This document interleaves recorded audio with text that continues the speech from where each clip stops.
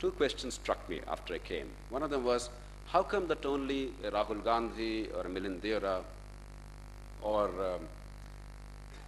almost every young politician in the country is a son of somebody, and only one is a daughter of somebody, if I'm not mistaken? Because politics is the preserve of the sons and not the daughters, sadly.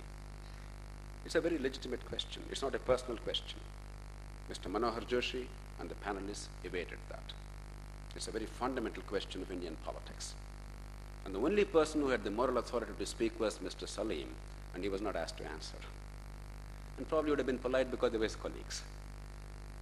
The second question was, somebody said, look, whenever we see the potential parliamentarians or representatives, we shun in horror. We see, are these people who are going to represent me?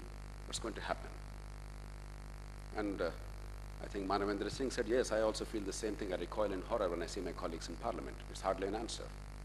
These are serious questions.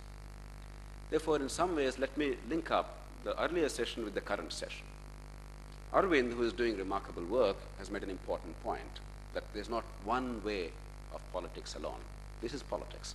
What he's doing, what all of us are doing, is politics. But how do we establish a linkage? Do these two worlds have to be separate and distinct, or can we connect them up and see that somewhere your generation can lift your heads high and say, all right, we live in a country not only has normative constitutional democracy, but actually a country in which democracy truly works and it reaches the last man and woman. All of us love to hate politics and politicians. Therefore, the skepticism that many of you harbor and the anger that many of us harbor is not unique to India, though we sometimes feel that way. Decades ago, almost 130 years ago, somebody asked the great British statesman, Disraeli, the question. He said, sir, will you please tell us the difference between a misfortune and a calamity? Disraeli and his colleague, though political opponent Gladstone, were great rivals, but they were contemporaries. So Disraeli promptly answered. He said, young man, if Gladstone were to fall into River Thames, then that is a misfortune.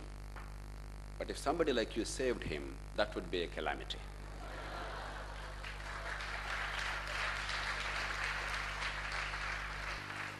So this revulsion of politics is integral to democratic politics. It's a very healthy thing. The skepticism is warranted as long as you keep it healthy. Don't let it go beyond a point.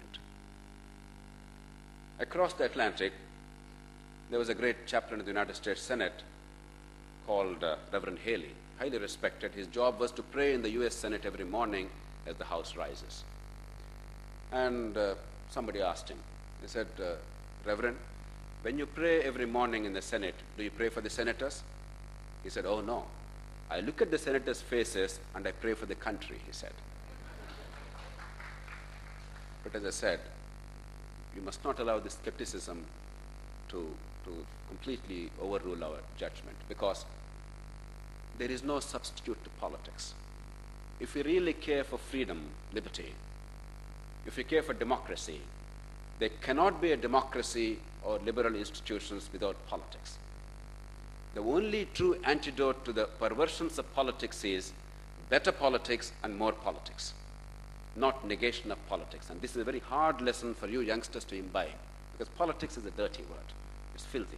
It's bad. All of us understand that. That's the reason why, as Manohar Joshi said, 99% of parents and probably 99% of the students say, I don't want to enter politics. No question. But what kind of politics? Is this the definition of politics? True politics is about promotion of human happiness. True politics is about reconciling conflicting interests in society, because there are so many groups, so many interests. There's nobody who's totally right, nobody is totally wrong. Take the question of reservations. Take the question of rural-urban divide. Take 100 other questions. How do you reconcile these seemingly conflicting interests and build harmony into society and create an inclusive process for growth for everybody? That is the great challenge politicians have to face. And ultimately, in any society, the resources are limited, the wants are unlimited. Only in that boring place called heaven will you have a situation when you have more than what you need. That's why it's very boring. There's no challenge there. The real challenge is here. Because in real life, even if you're Bill Gates, if you go and say, Mr. Gates, you're such a wealthy man, you'll say, no, I have so many grand dreams, I don't have enough money. And unless Warren Buffett gave me $37 billion or $31 billion, I wouldn't be able to do even this much, and this is not enough, I require another $100 billion. That is life. No matter where you reach, you think today, if only I had ₹1 crore, things would be wonderful. Believe me, life doesn't work like that. You have 100 crores, you'll think, oh, I require another 0. Because your dreams always outstrip your capacity to fulfill them. Politicians have this very difficult task of somehow reconciling between these two things, prioritizing and deciding what is the best outcome possible with the limited resources available.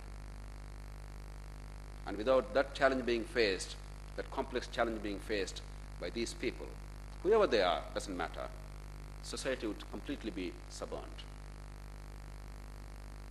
And therefore the issue is, how do you make the political process better? Not how much I hate politics. Today's Times of India headline, I was quite curious as I was coming here from the airport, I was scanning that. It says, no, stand up and say something. Say what? Things are rotten? Things should improve? Then what? Unless you know what is the improvement required and how you and I can play a role, a meaningful and significant role, and unless these are very specific and verifiable goals, not some general grand intentions of, no, everybody wants a wonderful country. That doesn't take us anywhere. What are the instruments required to make this country wonderful? And that's what Arvind is talking about. Right to information is one such instrument. Not enough. Necessary, but not sufficient. Much more is required to be done. But if one instrument could make some impact, imagine how much more is possible if only we got together, understood first what is required, and then collectively asserted with knowledge. 3 words. Collective, informed, assertion.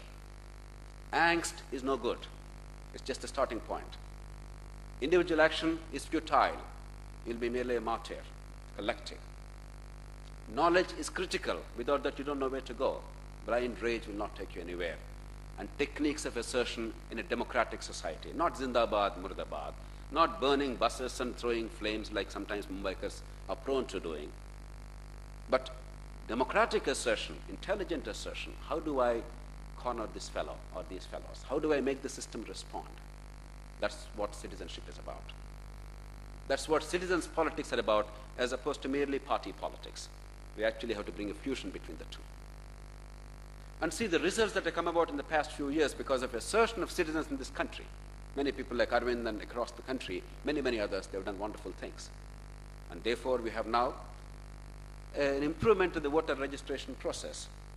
You must have remembered in the last election how celebrities in Mumbai showed their voter identity cards and said, look, I had the identity card, but I didn't have the vote there. But by the time of assembly election, things have slightly improved. Not spectacularly, but significantly. There were 40% errors in India in the electoral rolls in urban areas, but now they are roughly 15% in most parts of the country. Now, it's not perfect, but it's hugely an improvement. We could actually make it near 0 by simply making the post office the nodal agency for voter registration on a permanent basis, so that you can go, you can access it, anytime you can see, you don't worry after the election, you actually worry before the election and get it rectified on the spot. And post office is probably the only organization in the country, government organization in the country, apart from a railway station, where people go without trepidation, without fear. Any other government office, you always wonder, will he listen to me? I'm a Mumbai University student, I'm a PhD. Will he treat me with respect and dignity? Do I have to tell somebody? Even if my parents are influential, whom should I tell? Does he take a bribe?